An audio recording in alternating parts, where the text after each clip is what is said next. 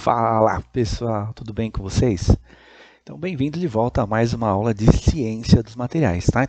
Para quem está chegando agora, eu sou o Renato, sou professor da área mecânica do Instituto Federal de São Paulo, do campus de Hortolândia, e estamos vendo aí uma série de aulas de ciência dos materiais. Tivemos uma aula anterior que fizemos uma introdução sobre esses conhecimentos e estamos começando hoje a nossa aula número 2, tá? Na qual vamos falar um pouco aí sobre estrutura atômica, tá?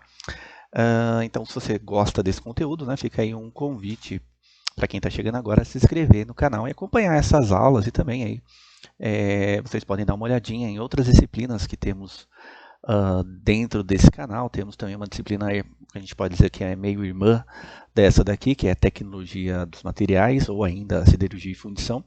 De uma certa forma, elas estão interligadas, tá? Muito bem. Então, hoje a gente vai falar um pouquinho sobre estrutura atômica, tá? Em ciência dos materiais, normalmente a gente trabalha da seguinte forma, né? A gente parte de estudos atômicos, né? Então a gente vai para o minúsculo ali, para algo que a gente realmente não consegue visualizar, então a gente vai para o nível atômico, depois a gente muda para um nível micro, né? Então algo que eu conseguiria, por exemplo, ver com algum equipamento, microscópio eletrônico, por exemplo, ou microscópio óptico, né? E depois partimos para um conceito mais macro, que daí a gente já parte da ideia que eu consigo, teoricamente, visualizar essa estrutura, tá? Então é interessante a gente falar nisso, né? Porque em algum momento a gente também vai ver esse estudo olhando mais para o nível micro e olhando mais para o nível macro, tá? Então, hoje a gente vai olhar um pouco mais para essas ligações atômicas, para essas, como é que forma essa estrutura atômica, olhar mesmo propriamente dito para o átomo, né? E aí um pouquinho mais para frente a gente também vai vendo que dessas interações atômicas, né, eu tenho lá uma formação, por exemplo, de um cristal, e de um cristal a formação de um grão, e assim sucessivamente, tá? Ok, dito isso, né, a gente já posso colocar aqui para vocês um primeiro slide, na qual a gente vai falar alguns conceitos que provavelmente quem já estudou química, ou estudou em algum outro curso de tecnologia dos materiais, ciências dos materiais, já deve ter visto, né? Ou mesmo aí quem fez o segundo grau, tá? Há pouco tempo aí vai poder lembrar alguma coisa disso que a gente está estudando, que a gente vai ver aqui.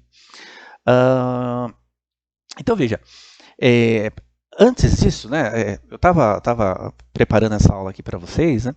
E aí minha filha veio para mim e falou, e pediu, né? Pai, deixa eu usar aqui, mexer na sua lapiseira, né?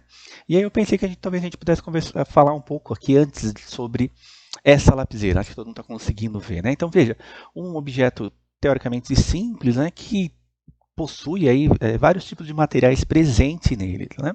Então a gente tem um corpo aqui metálico, não sei exatamente qual metal, mas poderia ser alumínio, por exemplo, né?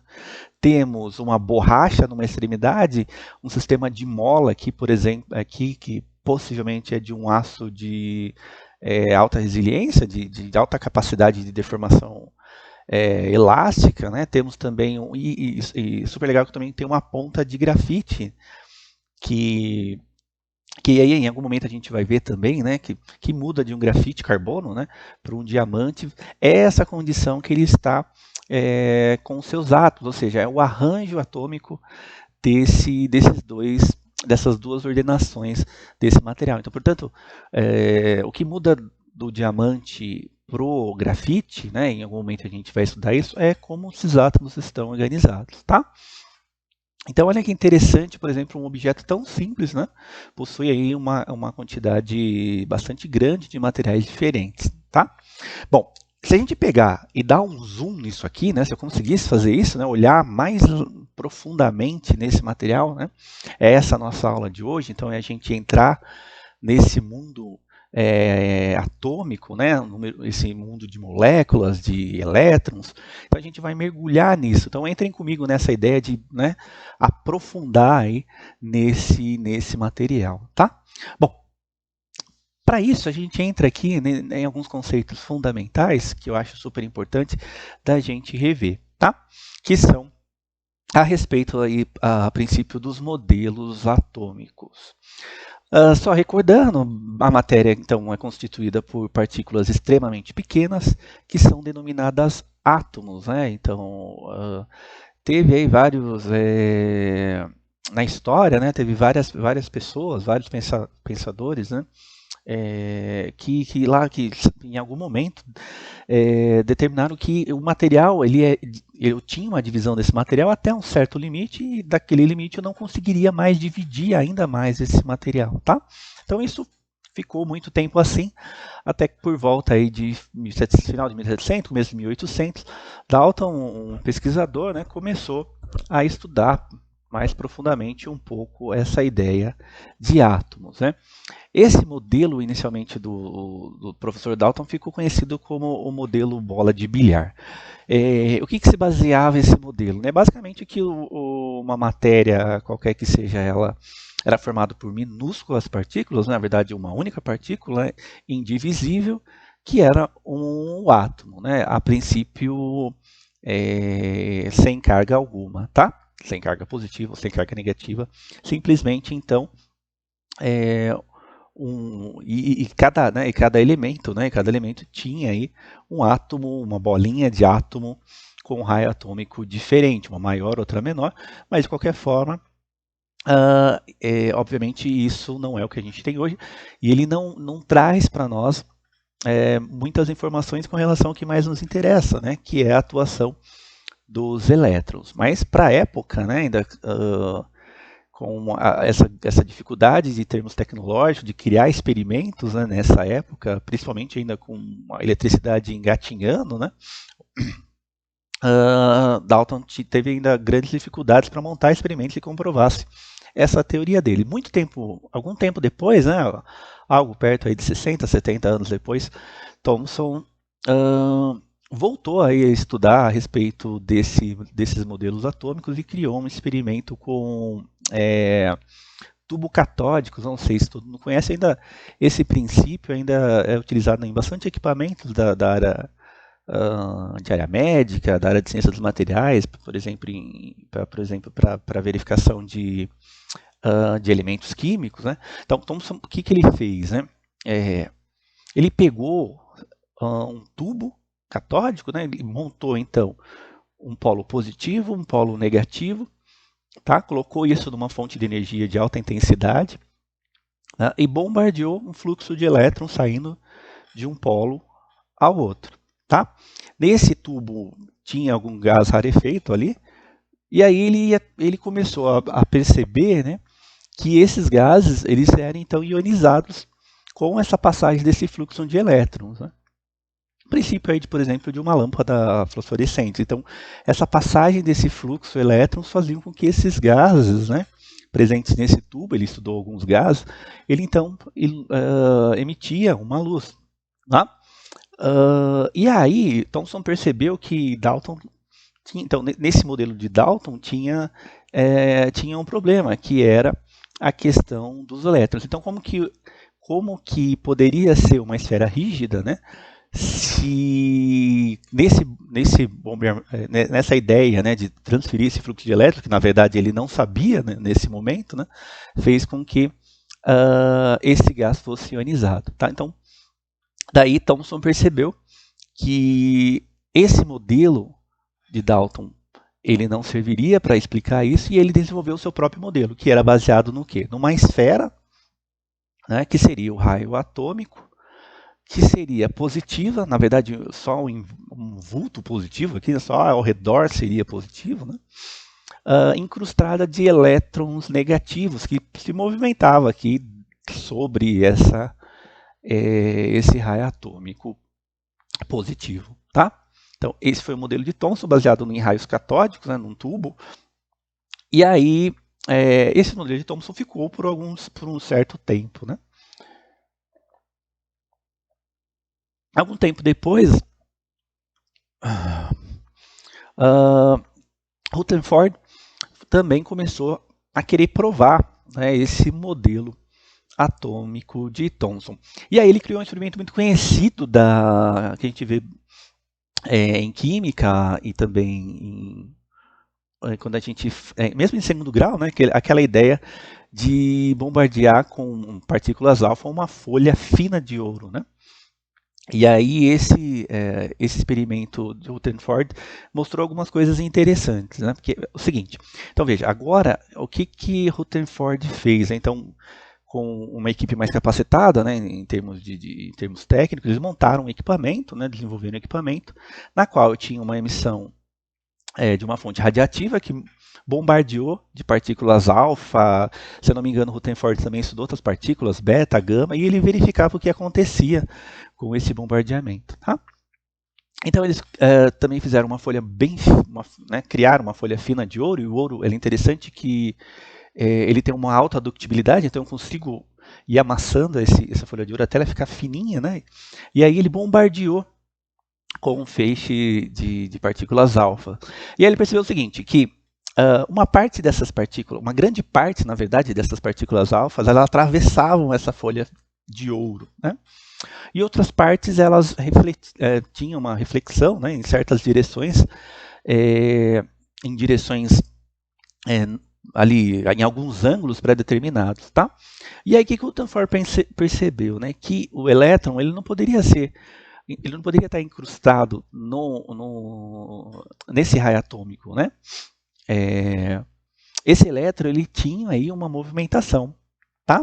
E outra coisa interessante que ele percebeu, como esse fluxo de partículas alfa conseguia atravessar essa folha de ouro, significava que esse átomo ele tinha um espaço entre esse núcleo e esses outros elementos que na época, né, recebeu alguns nomes, mas ficou como elétrons. Então, se esse feixe de elétrons conseguia passar essa folha de ouro, significa que tinha um vazio nisso. E isso é uma grande verdade, né? Então, quando a gente pensa em átomo, a gente está pensando num núcleo e está pensando numa eletrosfera que tem uma distância enorme comparativamente ao núcleo, né? Da ordem, sei lá, de aproximadamente de 10 mil vezes, né? Como se eu tivesse uma bolinha aqui, né? E eu tivesse um espaçamento aqui 10 mil vezes maior do que esse raio atômico, né? Então, essa distância é suficientemente grande para que esses elétrons que estavam sendo bombardeados conseguissem passar. Tá?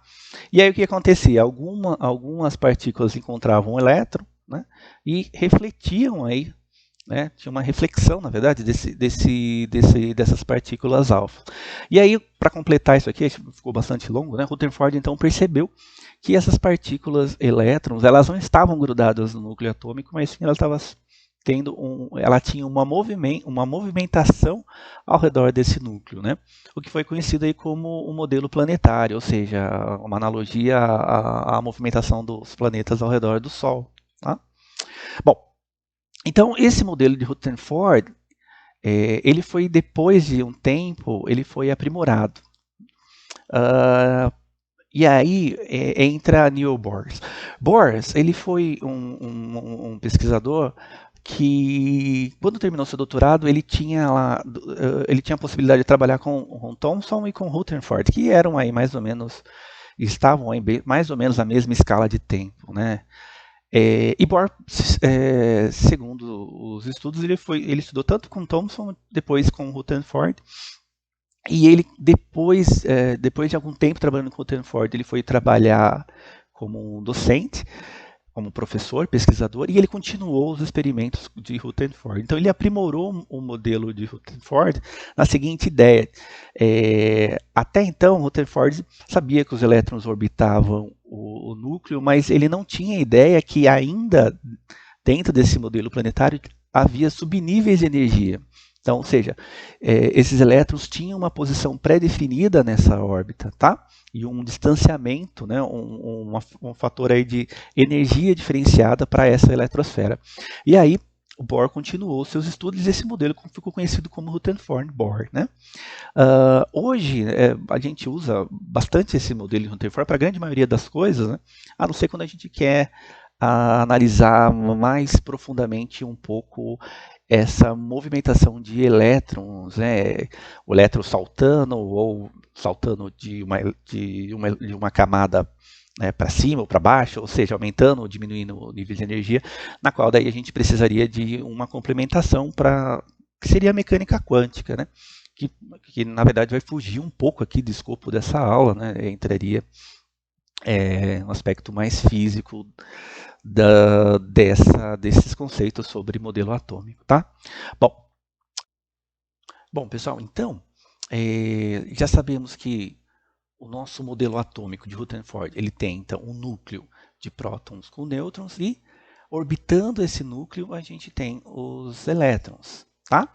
Os prótons, eles possuem carga positiva de 1,6 10 a menos 19, muitas vezes chamada apenas de mais 1, e massa de 1,6610 a menos 24 gramas. O nêutrons possui, obviamente, carga neutra, com a massa idêntica à massa de prótons, 1,6610 a menos 24, e os elétrons com carga idêntica, na verdade, né, de polaridade invertida aqui, prótons polo positivo, carga negativa, os elétrons carga negativa, mas com a mesma intensidade, 1,602 vezes 10 a menos 19, muitas vezes chamado de menos 1. A massa do elétron é bem menor comparativamente à massa de prótons e nêutrons, né? Dá para ver aqui em ordem de grandeza, 10 a menos 28, 10 a menos 24, portanto, na maioria das vezes a gente acaba não utilizando esse número, né, para cálculo, né, para fazer algum cálculo, tá? Então, por exemplo, no número de massa de um determinado átomo, a gente soma basicamente os prótons mais os nêutrons. Perceba que a gente não soma os elétrons, por essa questão que a gente comentou aqui, por ser esse valor bem menor do que os outros dois, né, do que os prótons, do que o núcleo, na verdade, atômico. Bom, o número atômico Z é o número de prótons de um átomo. E aí tem um detalhe interessante, que em um átomo eletricamente neutro, né, esse número de prótons vai ser igual ao número de elétrons, tá?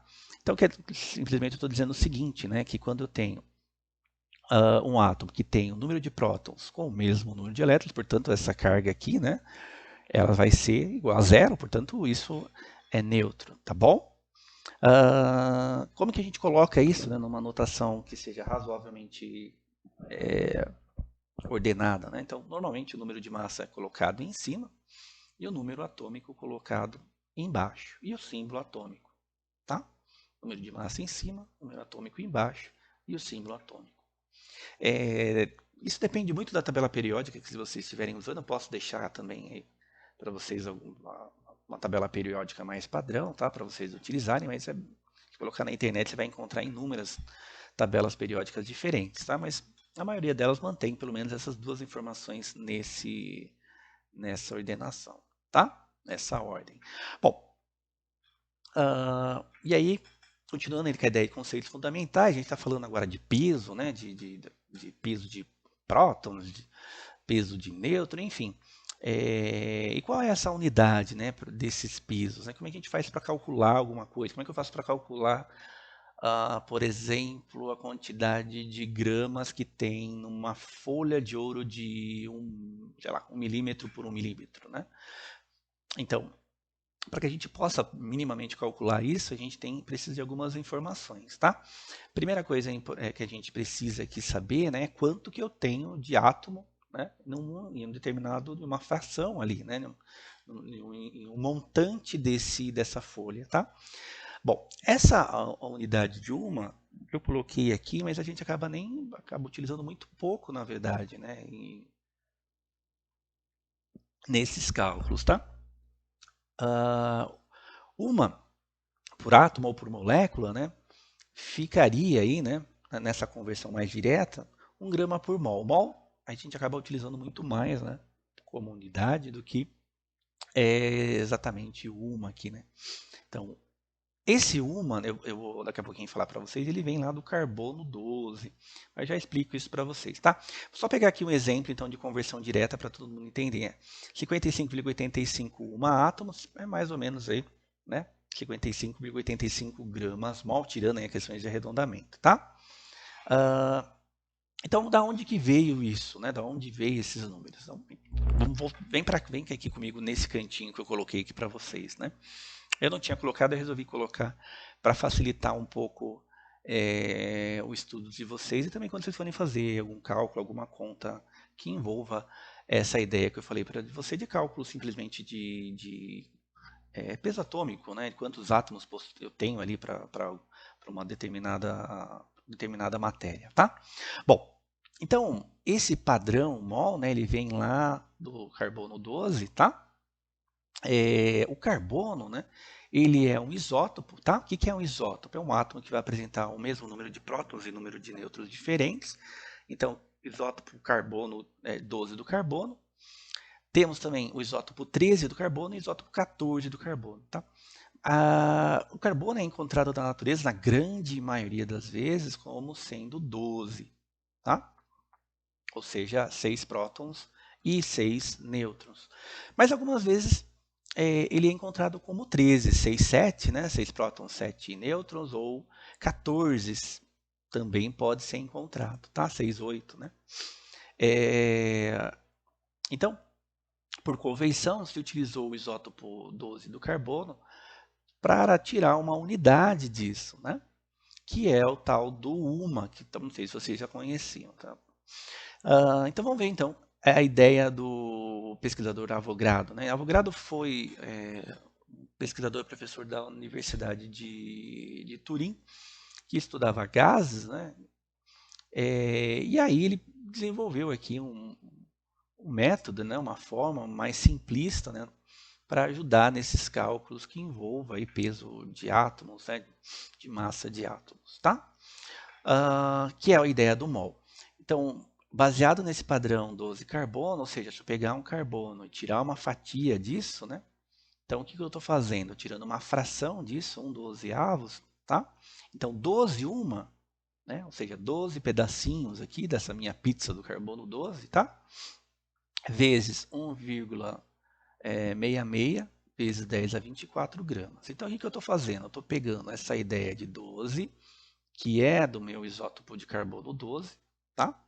Estou multiplicando pelo peso que a gente acabou de ver anteriormente, né? O peso desse meu próton, tá?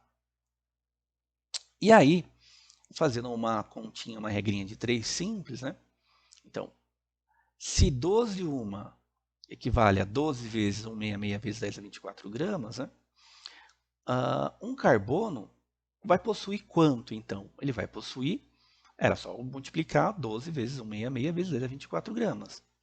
Agora, e se eu quiser inverter isso, né, para facilitar um pouco a minha vida, né? Porque esse número aqui, ele tem esse número aqui vai dar um número gigantesco, né? Quando a gente pensa numa fração, sei lá, em 1 micron quadrado, né? E ainda assim, esse número vai ficar um número enorme, tá? E aí o que o mol fez foi inverter um pouco esse pensamento. Tá, se um carbono, né, se em um átomo de carbono eu tenho 12 vezes o peso desse núcleo, né? Então por que eu não inverto? Em 12 gramas, quanto que eu teria, né, de átomos de carbono? Então uma regrinha de 3 simples a gente encontra que teria 6,022 vezes 10 a 23ª de átomos, que é conhecido como número Avogadro, tá? Então, esse número Avogadro, ele vem dessa ideia, dessa dedução do UMA, do carbono 12, tá? Tudo bem? Então, 12 vezes 166, 10 a 24. Só fiz uma inversão aqui, né, da questão de 12 gramas, né? Então eu comi esse pedaço inteiro aqui, né? Então em 12 gramas eu teria 6,022 vezes 10 a 23 átomos, tá? Em 12 gramas de carbono 12. Bom, então esse seria o número Avogadro, tá? Até coloquei aqui embaixo, quando vocês forem aí utilizar para cálculo. Como eu tinha falado, a questão dos isótopos, né? Isótopos são átomos que vão apresentar o mesmo número de prótons e número de nêutrons diferentes. E aí eu falei sobre o isótopo 12 do carbono, tá? 12, 13, 14. Então ele vai manter o mesmo número de prótons e vai mudar, né? E vai ter um número de nêutrons diferente, tá? 6, 6, 6, 7, 6, 8, tá? Temos também a questão dos isóbaros, que são átomos que apresentam o mesmo número de massa diferentes números atômicos. Aí, dois exemplos, bromio e criptônio, né? 79, 79, não? E aí aqui a gente tem o número atômico diferente, né? 35 e 36, tá? Então veja que tem a massa igual, né? Mas o número de prótons diferente, tá bom?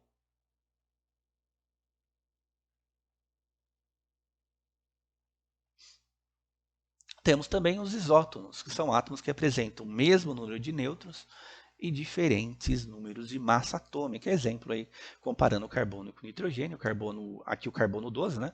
Carbono 6 prótons, 6 nêutrons, e o nitrogênio 7 prótons e 6 nêutrons. Tudo bem? Então, número de massa 12, número de massa 13. Esses seriam os três principais, mas a gente acaba utilizando mais a ideia dos isótopos, né? Não tem só isótopo 12, né? Só o isótopo do carbono, mas a gente acaba utilizando ele mais como essa referência para peso, né? Para peso atômico. Bom, agora vamos falar um pouquinho sobre a eletrosfera, tá? Então a eletrosfera, a gente já viu que é essa posição de órbita desses elétrons. O estado fundamental para a eletrosfera é aquele onde todos os elétrons estão dispostos em níveis mais baixos de energia que estão disponíveis, tá? E aí a gente tem a condição desse átomo, né, desse elétron, né, ser um íon, que é quando um átomo ganha ou perde um elétron, e aí dentro desse íon eu tenho duas possibilidades, dele ser um cátion, dele ser um ânion. O cátion é quando esse átomo vai perder elétrons, ficando eletricamente carregado positivo, e o ânion é quando esse átomo vai ganhar elétrons, ficando assim carregado negativamente, tá? Então, quando a gente pensa em ligações químicas, a gente vai ver daqui a pouquinho, né, recordar sobre isso, né? As ligações químicas ocorrem porque esses átomos, naturalmente, eles têm uma certa eletronegatividade ou eletropositividade, ou seja, ele quer ganhar ou quer receber um elétron para que se entre no estado fundamental, que é aquele na qual ele tem todos esses níveis de energia preenchidos, né, nessa órbita dos elétrons, tá? Para que isso ocorra, obviamente, precisa ocorrer alguma interação entre esses átomos, né? E aí esse átomo pode se tornar, porventura, um íon, né? Que ganhando, recebendo esse elétrons a fim de se tornar um pouco mais estável ou completamente estável, né? Bom, dos experimentos de Bohr, percebeu-se que tinha então alguns níveis de energia diferentes para essa eletrosfera, tá? Então, que foram identificados, né, ao longo do tempo como níveis de energia que a gente conhece, né, em química básica de 1 a 7, camadas K, A, Q, né, K, L, M, N, O, P, Q, tá? E aí contém daí um número máximo de elétrons, 2, 8, 18, 32, 32, 18, 2. É como se fosse uma pista, né, na qual eu consigo colocar lá X número de carros, né? Então esse número ele é importante, tá? Aqui a gente vai pensar, é importante isso, né, que esses números eles se mantêm, né, com 2, 8, 18, ainda que em mecânica quântica a gente pode pensar que não necessariamente precisa ser isso, né, pode, enfim. E aí dentro de cada um dessas camadas, né, eu tenho a ideia dos subníveis de energia, que são lá o SPDF, né, podendo aí ter 2 elétrons, 6 elétrons, 10 elétrons, 14 elétrons, tá? Pauling, que fez aí, nos ajudou bastante, criando um diagrama de Linus Pauling, na qual ele coloca esses níveis de energia numa ordenação né, do menor para o maior nível de energia, tá? Então, um S2, 2S2, camada K, camada L, camada M, N, OP e assim sucessivamente, né? Então, quando a gente faz a distribuição eletrônica de algum elemento, a gente usa o diagrama de Linus Pauling para fazer, né, essa distribuição eletrônica e para verificar se tem quantos átomos lá está sobrando, né, qual a valência disso, enfim, qual a eletronegatividade desse átomo de estudo, tá? Bom, outra coisa importante da eletrosfera, né, é a questão da valência. Então, o que é a valência? É o número de elétrons em níveis externos de energia relacionado com a capacidade de um átomo efetuar combinações químicas. Exemplo, magnésio, né? Fiz aqui uma distribuição dele, um S2, 2S2, 2P6, 3S2, tá? Então ele tem lá uma valência de 2. Por que tem uma valência de 2, né? Se a gente pegar lá então 3S2, né? Se a gente pegar sabendo as camadas, né? Camada 1, 2, 3, né? que significa esse 2 para nós, né? Essa camada 3s2, né, ela precisaria ter aí, se a gente somar isso, ó, 2, 2, 4, vamos lá ver, ó, primeira camada 2 foi aqui, né? Depois 2, 6, opa, 8, tá? E aí a terceira camada, 3s2, tá? Por uma questão de estabilidade, a gente tem 18, né? Deveria ter 18 para estar completamente preenchida essa nossa, abre aspas, a nossa estradinha aqui da camada I, tá? O que acontece é que é muito difícil eu ter algum outro elemento para doar aqui 18 elétrons para esse magnésio, né? Obviamente fica muito mais fácil dele perder numa ligação futura esses 2 elétrons, e aí essa camada aqui, né, essa última camada lá, desaparece, né, ficando completamente preenchido aqui para trás, tá? Bom, então ele tem a valência 2, tá? Então, quando essa valência for igual a 0, ou seja, esses elétrons ocuparem todas essa nossa estradinha, esses nossos espaços, a gente diz que esse elemento é inerte, ele está estável, tá? Então, isso é a questão da valência. A eletronegatividade é a tendência de um átomo ganhar elétrons. Na tabela periódica, né, ela tem uma certa orientação, né, uma certa ordem para esses elementos, tá? Então, os elementos que vocês estão vendo aqui de verde, a grande maioria deles metais, né, ou semimetais, né, eles possuem aí uma baixa eletronegatividade, tá? Os amarelos médio e os vermelhos alta eletronegatividade, ou seja, tem uma tendência grande a ganhar elétrons, tá? Por exemplo, fósforo, oxigênio, cloro, tá bom? Só para a gente ter uma ideia, né? A tabela do jeito que a gente conhece, abre aspas aí, né? Foi para o Mendeleev, acho que vocês estudaram isso, né? Mendeleev, que começou a colocar, montar a tabela periódica numa certa orientação aqui com relação a esse número atômico, né? E também aí com outros fatores, como a eletronegatividade, número de massa, enfim, tá? Bom,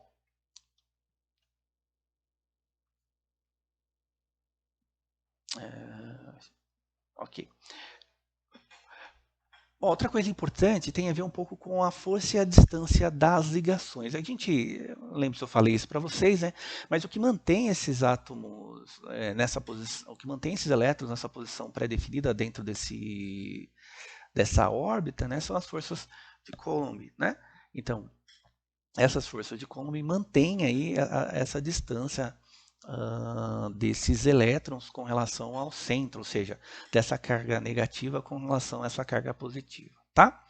Bom, a distância entre dois átomos vai ser determinada pelo balanço das forças atrativas e repulsivas. Quanto mais próximo os átomos, quanto mais próximos os átomos, maior a força atrativa entre eles, mas maior ainda são as forças repulsivas, devido às sobreposições de camadas internas.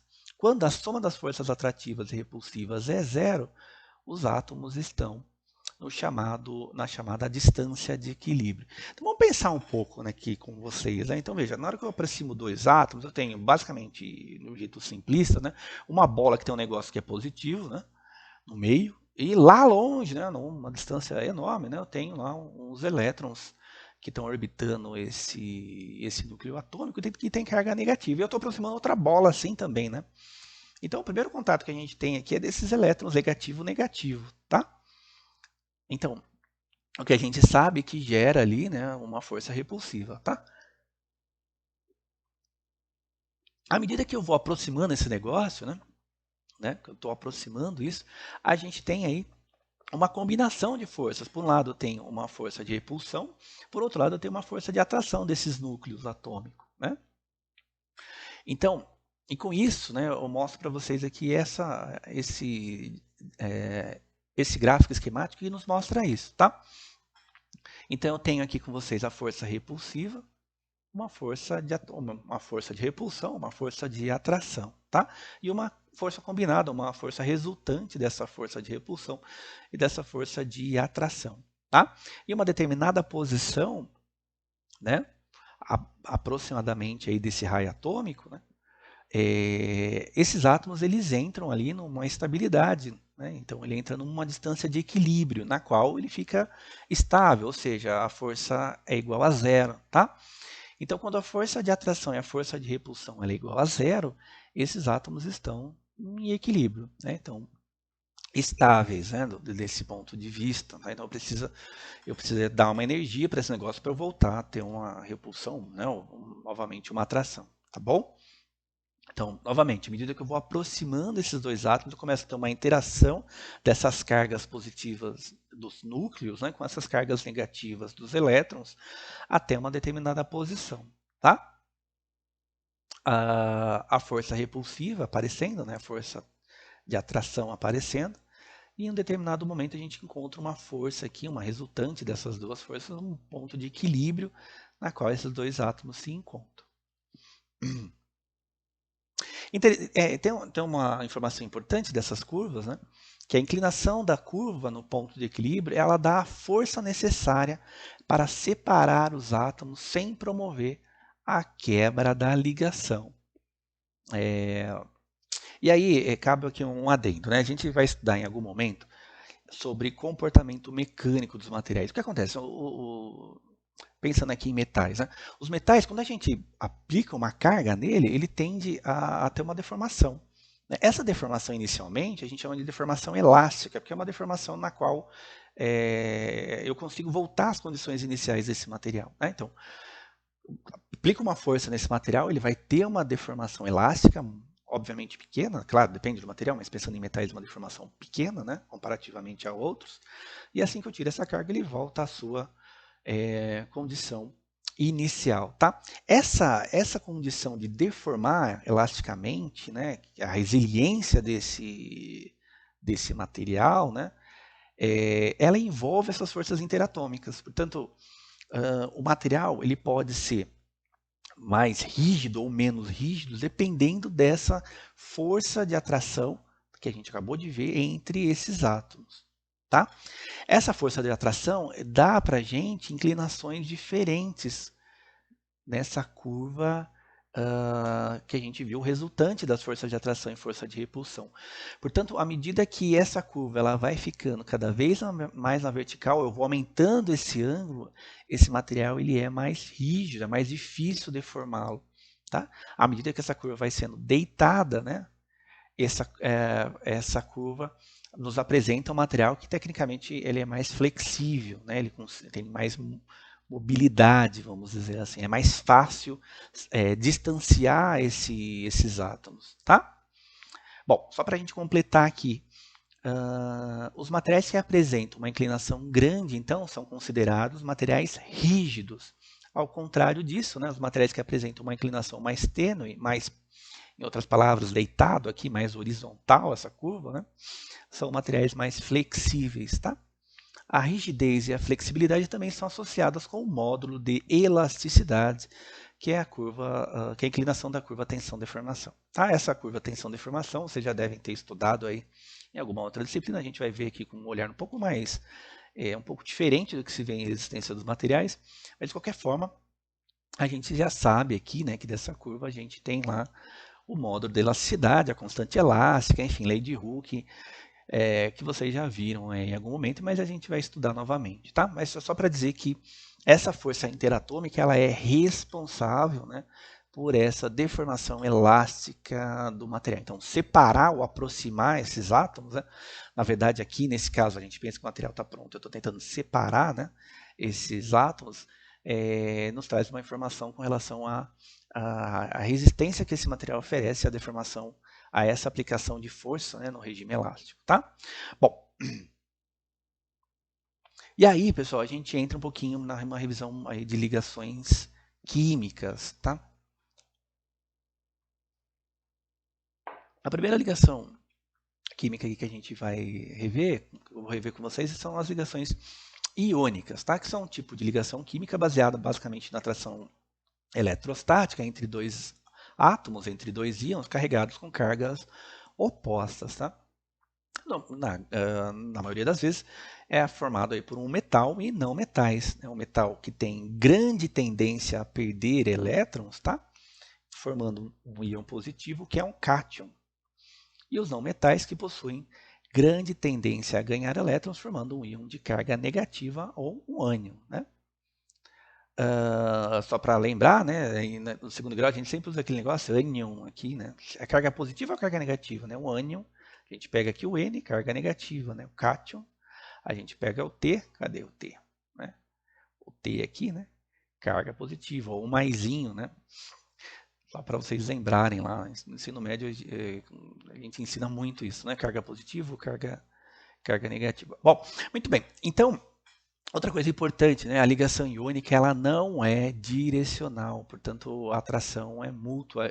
Essa ligação não causa uma certa orientação desses átomos, né? Então, portanto, essa atração é mútua entre os átomos que estão formando essa ligação, tá? É uma ligação forte, algo perto aí de 150, variando, né? Entre 150 a 300 kcal. E isso nos ajuda a entender por que o ponto de fusão de materiais que apresentam esse tipo de ligação geralmente são altos, né? Então, o ponto de fusão desses materiais que formam uma ligação iônica, que normalmente, gravem isso, né? As cerâmicas, os grupos de materiais cerâmicos envolvem ligações iônicas, né? Possuem uma temperatura de fusão bastante alta, né? Chegando aí 2.000, 3.000 graus Celsius. Então, são ligações bastante fortes para serem, né, para eu conseguir alcançar uma temperatura para conseguir mudar, né, essa coesão desses átomos, dessas partículas, tá? Bom, e aí eu peguei um exemplo aqui do NaCl, o cloreto de sódio, só para vocês recordarem lá, né? Fazendo aqui rapidamente uma distribuição dos elétrons, né? 281 elétron aqui, né? O cloro 287, tá? Então o sódio tem um elétron lá, abre aspas, sobrando, né? Então, na verdade, ele está numa condição de querer, isso é importante a gente lembrar, né? Esse átomo tem uma tendência a se ficar mais estável, portanto, para que ele fique mais estável, ele precisa doar esse elétron.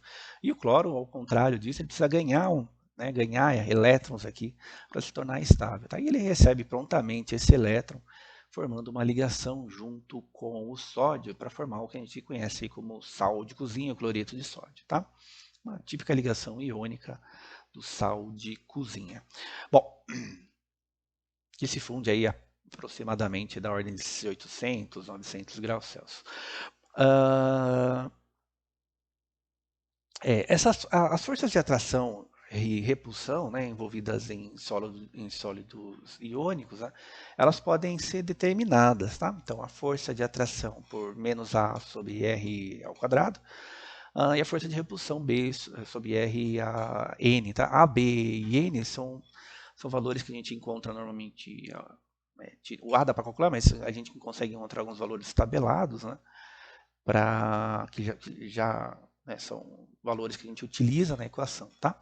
Então, são valores que dependem do sistema iônico em questão. Então, cada sistema iônico, ou seja, cada composto aí formado, né, a gente tem um valor diferente para essas variáveis. Tá?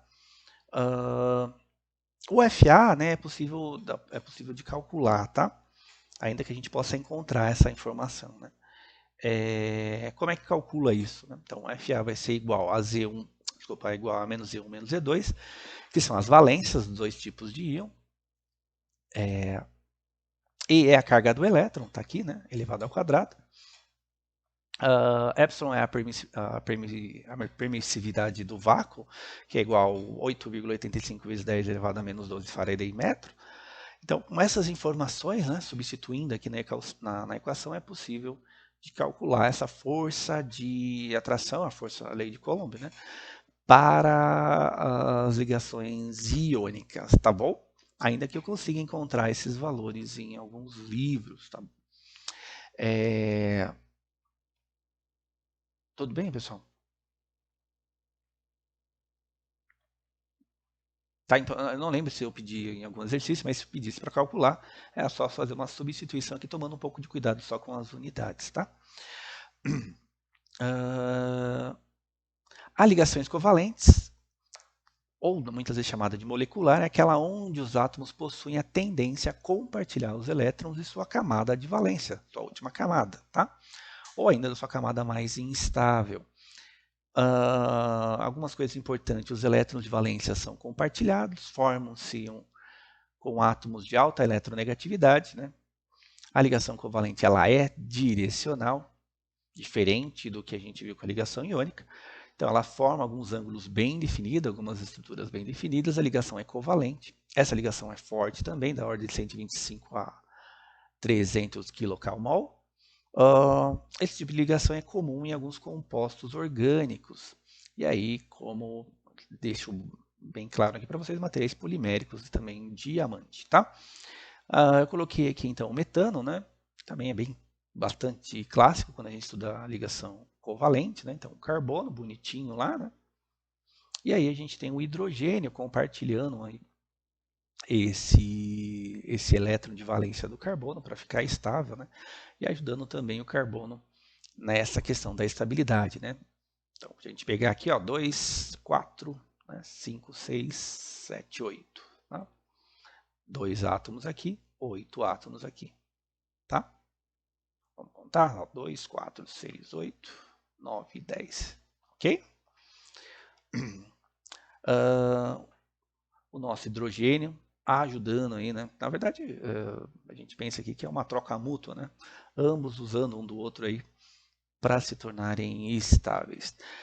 Muito bem. E aí, pessoal, entra a nossa última ligação primária, que são as ligações mais fortes. Né? Todas essas ligações que eu estou passando para vocês, né, são as ligações fortes. Né? Existem também as ligações secundárias, até vou comentar aqui com vocês, que é a ligação, muitas vezes chamada de força de Van der Waals. Né? Mas aqui, né, apesar de eu comentar com vocês de Van der Waals, o que me interessa, talvez, de todas essas ligações que a gente viu aqui, é as ligações primárias, tá? Iônica, ou covalente, ou quer que seja metálica. Essa ligação metálica, ela vai se formar com átomos presentes de baixa eletronegatividade, que normalmente apresentam no máximo 3 elétrons de valência, ok? Aqueles 3 elétrons lá sobrando, né? Entre aspas, né? Então, os elétrons de valência são divididos com todos os átomos, eles não estão ligados a nenhum átomo em particular, assim, eles estão livres para conduzir, por exemplo, energia elétrica, né? Térmica que seja. Né? A ligação metálica não é direcional, porque os elétrons livres protegem o átomo carregado positivamente das forças repulsivas eletrostáticas. É também uma ligação forte, um pouquinho menos que iônica e covalente, tá? Aqui eu fiz um desenho esquemático da nuvem de elétrons. O que acontece aqui na ligação metálica, né? Então, obviamente ocorre para metais que apresentam aí baixa eletronegatividade, portanto, no máximo 3 elétrons de valência, e esses elétrons eles têm um caminho livre aqui para se movimentar por essa nuvem essa nuvem atômica, tá? Essa nuvem de verdade de elétrons. Então o que acontece? Esses elétrons eles não estão presos basicamente a nenhum outro elétron em particular, como a gente viu nas outras ligações, tá? Esses elétrons eles têm aí um caminho, né, uma movimentação relativamente facilitada ao longo desse material, ao longo desses átomos. Tá? Então os elétrons conseguem se movimentar por esses átomos, tá? Graças a esse nível de valência, né, que permite essa movimentação, tá? Então os elétrons conseguem ter essa movimentação, estão livres aí, né, nessa ligação metálica. Bom, e temos também uma ligação mais fraca, uma ligação chamada de secundária, que é a ligação de Van der Waals, tá? Eu coloquei alguma coisa aqui só para a gente entender, né? O que seria isso? Tá? São ligações secundárias, ou às vezes chamadas de físicas, na qual ocorre uma polarização, que é a formação de dipolos, devido à estrutura da ligação, né, que produz forças atrativas ou repulsivas entre átomos e moléculas. Tá? Essa ligação de Van der Waals não é direcional e é uma ligação fraca comparativamente às outras, aí, da ordem de menor do que 10 kcal, aqui está errado, hein, pessoal? Depois eu vou arrumar aqui com vocês, tá? K maiúsculo é Kelvin, aqui é quilocalmol, tá? Exemplo desse tipo de ligação acontece entre átomos de mercúrio e estruturas moleculares, desculpa, átomos de hidrogênio e estruturas moleculares e moléculas polares. Aqui eu coloquei um desenho para tentar explicar para vocês de uma forma mais simples, né? O que acontece? Né? A gente tem, então, a gente já viu isso, o núcleo que é positivo, tá? E uma eletrosfera, os elétrons que são carga negativa, tá? Em moléculas, com alguma interferência da própria questão da ligação entre essas moléculas, né? Eventualmente pode causar nessas moléculas uma certa distorção nessa estrutura, né? Nessa condição que a gente está acostumado, tá? Então, olha que interessante, aqui eu tenho o átomo 1, o átomo 2, do jeito que a gente pensa que está essa organização atômica, né? O centro positivo e a parte mais externa negativa, tá? No momento 1. No momento 2, né, eu tenho aqui os átomos com uma certa polarização, e olha o que aconteceu, eu tive um certo deslocamento, né, desse polo positivo, desse núcleo atômico, um pouco mais para o lado, né? E aí, então, o que eu fiz? Eu criei, abre aspas aqui, né, um mínima, né, um dipolo, na qual eu tenho uma variação dessa polarização, tá? Então, mais ficou por um lado, menos ficou por outro, e esse menos consegue aí uma atração fraca, né, uma ligação de Van der Waals, atrair aí uma outra molécula, tá? Criando então uma ligação entre elas, ok? Então, é um exemplo de uma ligação que acontece tipicamente com átomos de hidrogênio, a água seria um exemplo, né? E a água é interessante, até coloquei aqui para ilustrar para vocês, né? A água apresenta aí uma polarização de carga, né? Formação de dipolo positiva mais próxima possível, né? Desses átomos de hidrogênio, e negativa onde os elétrons de valência do oxigênio estão localizados. Essa condição, né? Essa condição faz com que eu tenha um certo arranjo, né, dessas moléculas de água, tá? Então, isso é interessante, né, que essas forças de Van der Waals causam, né, entre as moléculas, uma tendência a alinhar esses polos negativos com positivos, né? Com isso, criando um certo ângulo de aproximadamente 109,5 graus entre eles. Olha lá, então tem átomos de oxigênio, átomos de hidrogênio, tá? Aqui a ligação entre eles, né? E esse efeito de Van der Waals criando um certo dipolo entre esses átomos de hidrogênio e oxigênio, né? Fazendo com que eles tenham uma certa angulação aqui, uma certa orientação devido a essas forças, tá? Isso causa um efeito interessante na água quando ela solidifica, né? Os metais, de uma maneira geral, quando solidifica, eles se contraem, né? Então, o metal, na hora que ele está líquido, ele ocupa um certo volume, né? E quando ele solidifica, ele ocupa um volume menor, ou seja, ele tem uma contração volumétrica, tá? Por efeito que a gente já viu de força colombiana, né? As forças de Coulomb, então, quando eu tenho energia, quando eu tenho vibração atômica, eu consigo ter um distanciamento maior disso, mas quando eu tenho uma solidificação, uma contração volumétrica, ele volta àquela condição que a gente estudou aqui das forças de atração e repulsão, né? Então, num metal, por exemplo, né, eu consigo distanciar isso por vibração atômica, né? Depois ele volta para sua condição inicial. E tem outras coisas envolvidas aqui, mas sai um pouco do escopo dessa aula, que é a questão da cristalização, de tornar um cristal, né? Mas sai um pouco do escopo aqui da nossa aula, a gente vai ver na próxima aula. E no caso da água é o contrário, né? A água, ao contrário dos metais, né? Quando ela solidifica, ela se expande. Acho que todo mundo já percebeu isso em algum momento, que esqueceu lá um refrigerante, alguma coisa no freezer. E aí você percebeu que perdeu lá esse objeto, né? Nesse exemplo aqui, né? Porque, de fato, devido às forças interatômicas, né? Essas forças secundárias de Van der Waals, essa questão do dipolo, né? Criando um dipolo positivo ou negativo entre o hidrogênio e o oxigênio, conduzindo aí uma certa orientação, né? Um ângulo dessa direção, por volta de 109 graus. Quando isso solidifica nessa orientação, formando aí esses cristais de gelos com essa orientação pré-determinada. E essa orientação faz com que essa água aumente, né, esse volume, o seu volume, quando solidificada, tá?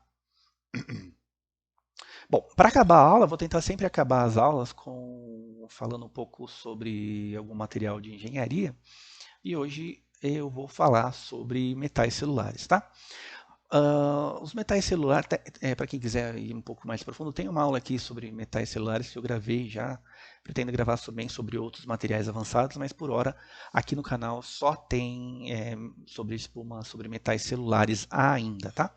Bom, rapidamente, né, o que seria um metal celular? Metal celular basicamente é um metal que possui poro, ou um poro fechado, encapsulado, né, ou um poro aberto, tá?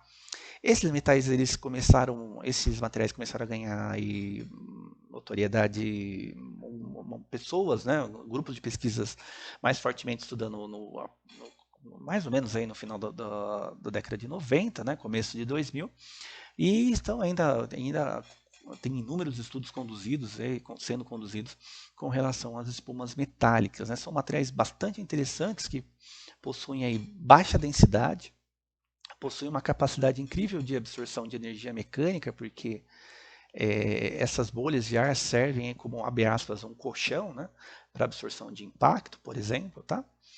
Tem propriedades interessantes também com relação às propriedades físicas, térmicas, né, por possuir a condutividade térmica, por exemplo, do alumínio e do ar aqui, né, então a condutividade térmica é menor, né, diferenciada com relação aos outros materiais, tá? Tem uma capacidade de absorção acústica também bastante interessante comparativamente, que se compara com as poliméricas, né, com uma vantagem de resistência térmica, né, por exemplo, a um incêndio, tá? Então é um material que está sendo bastante estudado e algumas aplicações começaram a aparecer, né? Por exemplo, alguns estudos estão sendo feitos para partes laterais de carros de alta performance, né? Como um meio de absorver impacto também, né? A Audi também usa isso como um separador de bagageiro, né? Tem uma pecinha aqui também, que também tem o mesmo princípio de ser leve e capacidade de absorção de energia. E tem alguns experimentos aí em trens, em caminhões, para absorção de impacto em para-choque, tá? Espuma tipo sanduíche, né, com espuma entre placa sólida para aplicação em painéis de máquina, enfim, tem diversos estudos sendo feitos com relação a esse material, tá? Então, um material bastante interessante aí, que eu estou apresentando aqui para vocês na aula de hoje, tá bom? Então era isso que eu tinha para falar para vocês. Então, se vocês gostaram dessa aula, eu peço aí para vocês deixarem um like para ajudar aí no algoritmo do nosso YouTube, tá bom? Então a gente se vê numa próxima aula. Até mais. Tchau, tchau. Forte abraço.